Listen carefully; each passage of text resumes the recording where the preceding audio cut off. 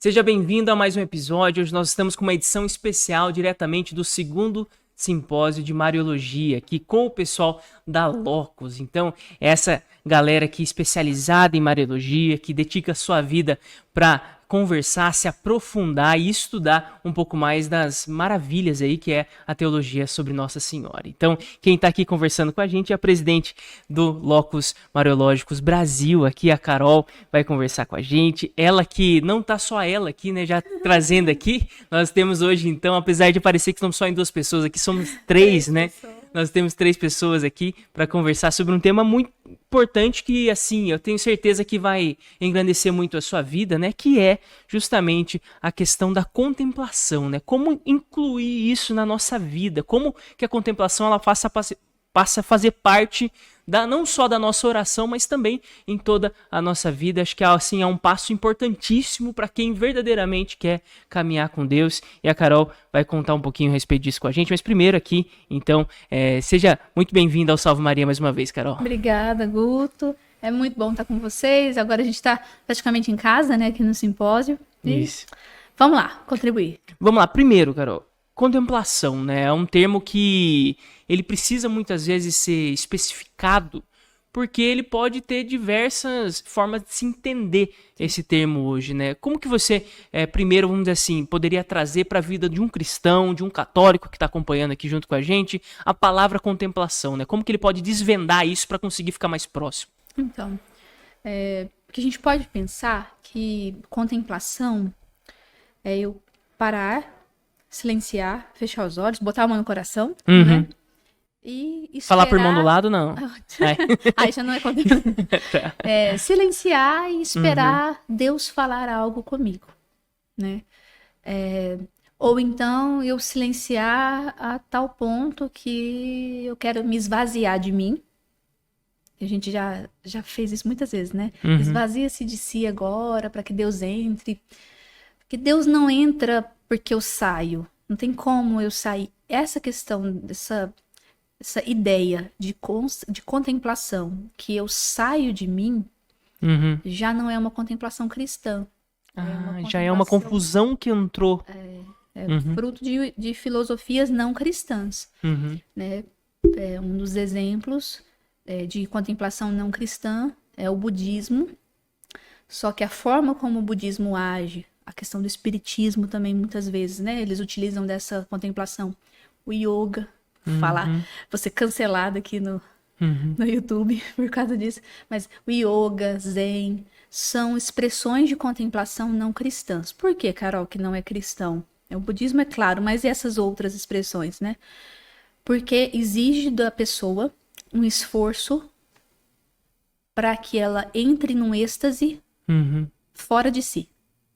Então, é aquilo que eu estava falando. Eu fecho meus olhos, saio de mim, elevo meu pensamento a Deus no sentido de realmente saio. É como se eu preciso sair para que Deus entre. Ou para que uma mensagem entre. O budismo não tem Deus, né? O budismo tem a pessoa. Mas é um esforço para um êxtase. E isso é perigoso. No espiritismo, por exemplo, o esforço para o êxtase, para sair de mim, para que a mensagem do morto, ou sei lá, né, do demônio em si, ele fale em mim para aquela pessoa. Ou uma psicografia, etc. Né? Então, falando dessa questão não cristã. Mas é perigoso porque essa filosofia da contemplação não cristã, às vezes, por falta de formação e de informação, entra no nosso meio cristão também. Então, eu acredito que eu preciso me esforçar para entrar no nível de transcendência. Sendo que o cristianismo é totalmente o contrário. É Deus que busca o homem e não o homem que busca a Deus. Isso a gente não fala sobre isso, né? E com respeito à contemplação, então, de certa forma, não é simplesmente um esforço do fiel silêncio, ali. Né? Um esforço de silêncio para ouvir Deus. Não é isso. Assim, a contemplação ela não é um prêmio de um esforço, ou seja, não é uma conquista do fiel. Conquista do fiel. E que é o que talvez nós já fizemos, né? Sim. Eu vou rezar aqui tanta coisa, ou vou fazer 2 horas de adoração para que Deus me socorra. para que Deus olhe para mim. Então, eu vou subindo os níveis de espiritualidade para chegar até Deus. Isso não é cristão. Deus se fez homem. Ou seja, ele nos buscou, né? E ele continua nos buscando. Isso já não é cristão. Então, não é um prêmio. A contemplação não é um prêmio de santidade. Não é um nível máximo de santidade. A pessoa pode ser santa de verdade. Ela pode, sei lá, né? Aquelas pessoas que a gente conhece mesmo, né?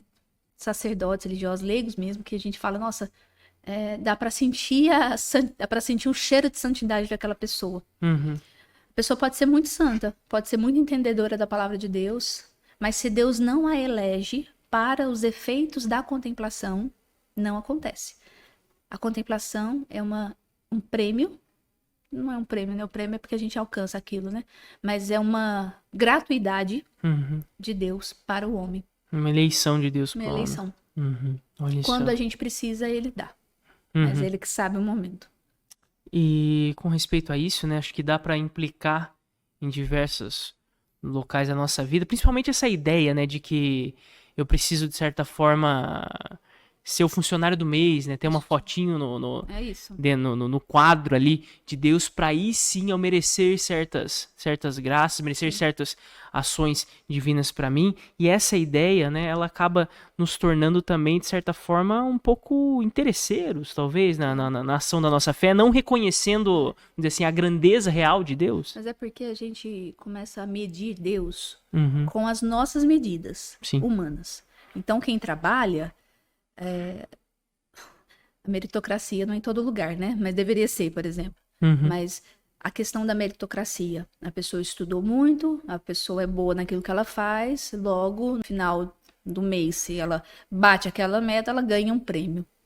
E a gente traz isso para a nossa vida espiritual.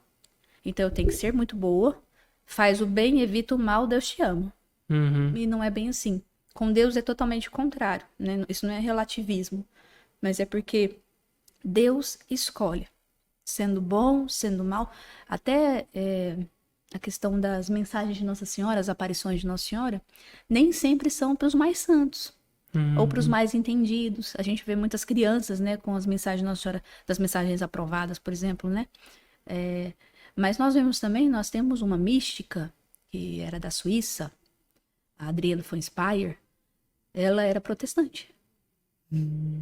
Médica, casada, protestante, durona, e aquela terra dela, durona, e teve uma experiência de Deus com aparições de Jesus e de Maria. Claro, né, se converteu, não tinha jeito, mas só para você entender que não é porque ela buscava aquilo, nem católica ela era, né? Mas Deus a buscou, Deus que busca o homem, né? Então não foi um prêmio pelo trabalho dela feito. E muitas vezes a gente trabalha dessa forma, né? Eu vou rezar mais um pouco, porque nossa, tanto que eu tô rezando tá pouco. Talvez a forma como a gente tá rezando está uma forma má. Eu não contemplo, como a gente fala aqui, né? A gente passa a bolinha. Eu só marco ponto com Deus, né? Fiz meu Alexo Divino hoje, check. Sabe? E com Deus não é assim. Nós precisamos ter uma unidade de vida com Deus, uma comunhão total com Deus. Então, se você faz Alexo Divina, perfeito. Mas faça ela com todo o seu ser, com toda a sua vida, querendo Deus o tempo inteiro. Pedindo para que Deus fale com você. Mas não faça para marcar ponto com Deus, porque com Deus não é assim. E a unidade de vida, ela seria, vamos dizer assim, um remédio, uma resposta para justamente, acho que uma dúvida que acomete a todo mundo, né, que começa a servir. Quem já tem um pouquinho de caminhada, aí vamos dizer assim, você tem 1 ano, 2 anos ali que você caminhou na igreja, você percebe que ao entrar existe, vamos dizer assim, um maravilhamento, né, com a verdade da fé, com a igreja, com tudo, e ao mesmo tempo você vê que existe uma necessidade muito grande de serviço dentro da igreja, né? Precisa de operários ali. E muitas vezes acaba surgindo, né, depois de um certo tempo, parece, olha, será que eu tô só trabalhando aqui, ou se eu tô, de certa forma, crescendo espiritualmente, orando e tudo? Ou seja, essa dualidade que muitas vezes aparece na cabeça das pessoas, né? A unidade de vida, ela seria uma resposta para tentar, vamos dizer assim, unir essas coisas e mostrar, não, que a fé ela deve abarcar toda a vida da pessoa, é isso? Eu vou te dar um exemplo. Eu era recém-casada, eu ainda sou recém-casada, né? 3 meses.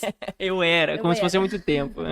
Mas quando eu tinha 1 mês de casada, né, 2 meses atrás, a gente já tinha vindo de muito evento, muita conferência, viajando muito. Então eu estava muito cansada. Continuo, né? Agora eu sou mãe, então.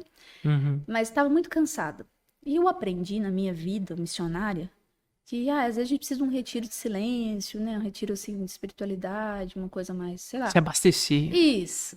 O reabastecimento. Tem o avivamento, tem o reavivamento, tem o reavivamento. Precisava do avivamento, alguma coisa assim. Aí eu falei pro Daniel, né, meu esposo, falei, nossa, precisando de um retiro de silêncio, sabe? Será que final de semana que dá? Eu acho que eu tô precisando disso. É sempre correria, tô ansiosa, minha cabeça, nossa, vivo com dor de cabeça, aquela coisa toda, né? Aí o Daniel só me escutando, né? E aí eu falei, amor, vamos olhar, né? Uma data pra gente fazer um retiro. Gosto muito da obra dos Santos Anjos, né? Por causa do retiro de silêncio. Falei, tô precisando ir lá. É maravilhoso, é muito bom. Tô precisando, né? Tipo assim, vai resolver todos os meus problemas. É o meu remédio de hoje. O negócio é isso, Aí ele falou, vamos lá, vamos conversar. Primeiro me conta qual o problema. Porque se você quer participar, assim, do nada eu pensei nisso. Não foi uma coisa planejada e tudo, do nada. Eu preciso. Vai ser isso. E eu tenho esse problema, né? Eu já sou muito... penso, logo faço, no caso, né?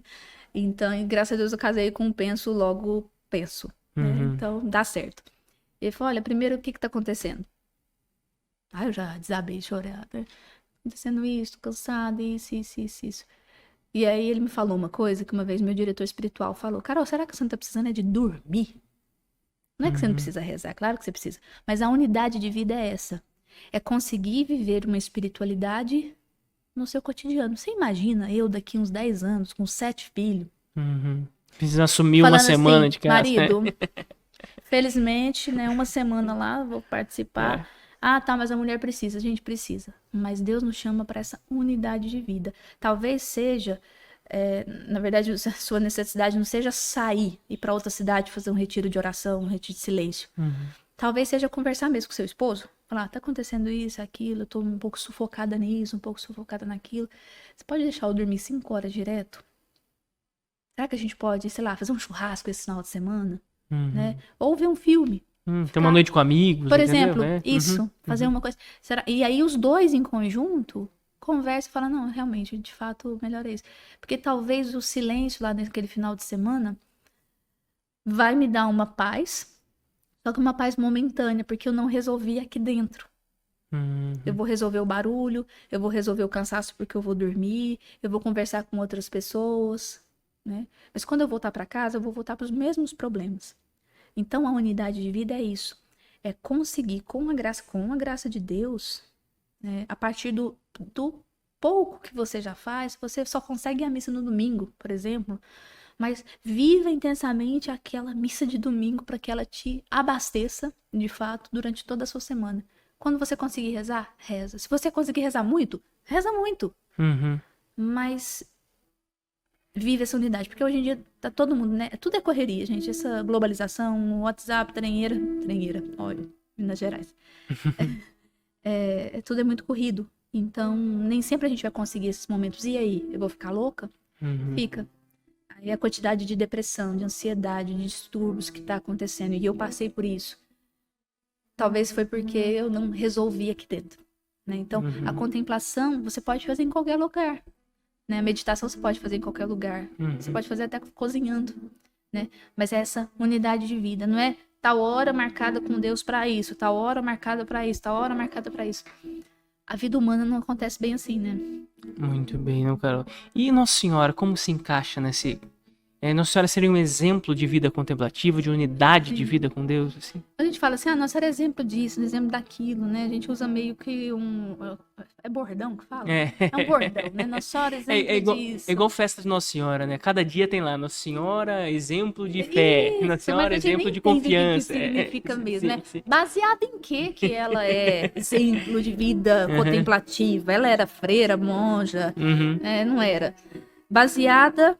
Hoje, né, nós temos um documento do Papa Paulo VI, que se chama Marialis Cultus, que ele coloca ela como mestra da vida espiritual, mestra da vida contemplativa. Maria era mãe, esposa, dona de casa, tudo. né? E vivia sua vida comunitária. Então, baseado nesse documento do Papa, que ele baseia todo na Sagrada Escritura, Maria, ela é mestra da vida contemplativa. Por quê? Porque ela tinha louvor e adoração, e o hino do louvor do Magnífica é uma prova disso. Ela tinha unidade de vida, ela contemplava tudo aquilo que Deus tinha feito na vida dela e louvava a Deus por isso. Louvava a Deus por tudo aquilo que Deus fez no passado, no seu povo de Israel. Ela tinha gratidão por tudo aquilo que Deus fez. Isso vai mostrando a intimidade de Deus da pessoa. Era muito presente para ela essa realidade. Isso, né? Quando a pessoa consegue louvar a Deus por tudo que acontece, pelos bens também. E louva a Deus pelos bens da vida dos outros. Já é um sintoma de santidade, é um sintoma de intimidade com Deus. Então ela tinha isso, ela louvava, ela adorava, ela tinha o desejo de estar com Deus o tempo inteiro. Maria estava com Deus o tempo inteiro. Desde a gravidez, estava com Deus e caminhava com a sua comunidade, com Jesus o tempo inteiro. Até Pentecostes, o evangelista coloca Maria. Porque além de louvar, adorar, ter desejo de estar com Deus, ela vivia em comunhão. Estava sempre com a comunidade. Ela não vivia a vida de oração dela, a espiritualidade dela pessoal na casa dela. Não precisa ir na igreja, né? Eu tenho minha vida de fé aqui em casa. Cuidado. Se seu modelo de fé é Jesus e Maria, no caso é Maria, né? Porque Jesus é Deus. Mas seu modelo de fé é Maria, ela tinha vida comunitária. Estava com os discípulos sempre. Estava na cruz e, por fim, estava no cenáculo, intercedendo para que os apóstolos recebessem o Espírito Santo. Então Maria tinha vida comunitária, por isso que ela é a mestra, porque ela passa por tudo. Ela louva como criatura, ela louva pela vida dos outros, ou seja, tinha intimidade com Deus, tinha, como diz, tinha liberdade de louvar pela vida do outro. Ela tinha o desejo de estar com Deus e ela vivia em comunidade. Isso é uma vida de intimidade com Deus. Maravilha. Então acho que fica mesmo aqui essa mensagem, né, de entender que a contemplação ela tem que fazer parte da nossa vida como uma saída aí para todas essas dúvidas que vão surgir, né? Acho que todo mundo que quando entra no caminho de Deus, né, em algum momento vão aparecer algumas dessas questões, em algum momento vão aparecer o cansaço do caminho, em algum momento vai aparecer também o sentimento de, olha, parece que eu não estou fazendo o que eu deveria fazer. E essas dúvidas que vêm, né, a próprio cansaço físico, humano, ou seja, diante de tudo isso, o grande remédio mesmo é a unidade de vida, é a contemplação. Olhar para dentro de si e falar, realmente eu não estou fazendo nada? Ou será que não é da minha cabeça? Ou será que não é porque eu estou colocando o meu parâmetro nas pessoas? É porque o outro falou que eu não estou fazendo nada, ou porque o outro parece que faz mais do que eu. Mas a contemplação faz com que eu olhe para mim e falo, para, calma. Pergunta pra alguém se realmente eu não tô fazendo nada. Pergunta pro seu marido, pro seu esposo, pra sua esposa, pro seu namorado, pro seu irmão. Realmente eu não tô fazendo nada? As pessoas podem servir de espelho pra gente. A contemplação faz isso. Quando o outro não serve, eu olho pra mim e, como São Paulo fala, agora eu me vejo como eu realmente sou, porque eu me via turva. Mas agora eu olho como se estivesse no espelho. A contemplação faz com que eu olhe para o espelho e consiga me ver de verdade. E algo que você falou, né, na sua fala anterior aqui, que acho que dá uma chave para tudo isso, seria justamente então que a vida contemplativa ela é ter uma mesma fonte, né? Acho que como que é o trecho mesmo? Isso. Uma única fonte inspiradora, ou seja, para tudo que você for fazer, né? Para sua vida familiar, para sua vida de trabalho, para sua vida de oração, para sua vida dentro da igreja, na comunidade com os irmãos.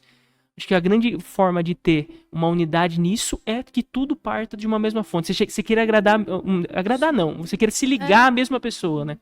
Fazer tudo por ele. Tudo por ele, né? Tudo por ele, porque ele não cobra, né? E ele dá mesmo quando eu não tenho mais nada para dar. E ele continua dando.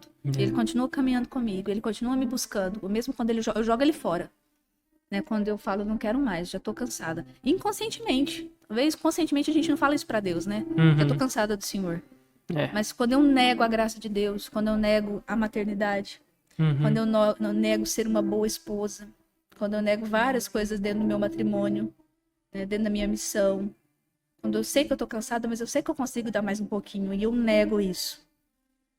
A minha fonte de inspiração talvez está sendo o meu cansaço, o meu corpo, Eu não quero ser mais mãe, porque muda um pouquinho, né, a forma do corpo da mulher. Então, minha fonte inspiradora está sendo eu mesma, e não o Criador, né? Quando a gente consegue ver que a fonte inspiradora de fato é Deus, então, seja feita a sua vontade, né? Faça-se em mim segundo a tua vontade, como Maria fala. Por isso ela é mãe da vida espiritual. Faça-se sempre em mim. A gente até falou, né? Que a melhor tradução para o faça-se em mim segundo a tua palavra seria que a tua palavra seja a minha vida. Olha só que maravilha, não? É a unidade. É muito profundo e de fato mesmo é a grande resposta, né? Vamos dizer assim, o que é o necessário justamente para se unir verdadeiramente a Deus, que é a contemplação cristã, né? Isso. Que é se unir verdadeiramente, profundamente à Santíssima Trindade. Carol, muito obrigado por conversar aqui com a gente, por ter mais esse momento aqui. Eu sei que você está na correria aqui, né? Tem diversos afazeres aqui. Vocês estão lançando um livro todo especial, Rosário Virginis, aqui, para contemplar justamente esse mistério, né? De Cristo com Maria, para ajudar você a entrar ainda mais nessa espiritualidade. É o Rosário completo. Porque o Papa João Paulo II, quando ele escreve o documento Rosário Virginis Maria, tem até a fala dele na Canção Nova, quando começava o terço, lembra? Rosário, Beata Virginis Maria. Que é esse documento, o documento que ele escreve, baseado nele, o que a gente fez? Que foram uns especialistas, cada um fez um mistério. Nós explicamos a leitura da palavra daquele mistério, então, a Anunciação do Senhor, né? Então, Lucas 2. Então, a gente faz a meditação daquele mistério, mariologicamente, depois constrói uma oração, e o Papa João Paulo II pede para que haja contemplação, a gente possa ter um ícone mariano enquanto você está rezando o terço, ou o mistério, né? Então, a gente colocou, o livro todo ilustrado, então cada mistério tem um ícone, uma imagem, né, de Nossa Senhora, então é um livro todo ilustrado, colorido, para que a gente possa rezar com profundidade, porque é uma meditação muito profunda em cada mistério, e ainda tem um ícone lá para a gente rezar. Maravilha. Então, a partir de hoje, já está à venda aí. Pode entrar em contato através do site da Locus, é isso, né? Do site da Locus, do WhatsApp, Instagram, todo lugar. Show de bola. Muito obrigado, Carol. Eu que agradeço. Deus abençoe muito aqui por conversar com a gente mais uma vez aqui. E você que acompanhou com a gente esse episódio especial aqui, continue ligado porque nós temos mais ainda episódios aqui para você sempre poder acompanhar. E hoje nós trazemos aqui um boletim diretamente do nosso simpósio de Mariologia. E você que está acompanhando com a gente, não esqueça de se inscrever, de curtir, de compartilhar também esse vídeo. Eu tenho certeza que muita gente, assim como você, assim como eu, vai ser muito tocado pela palavra de hoje. Grande abraço para você e salve Maria. Salve!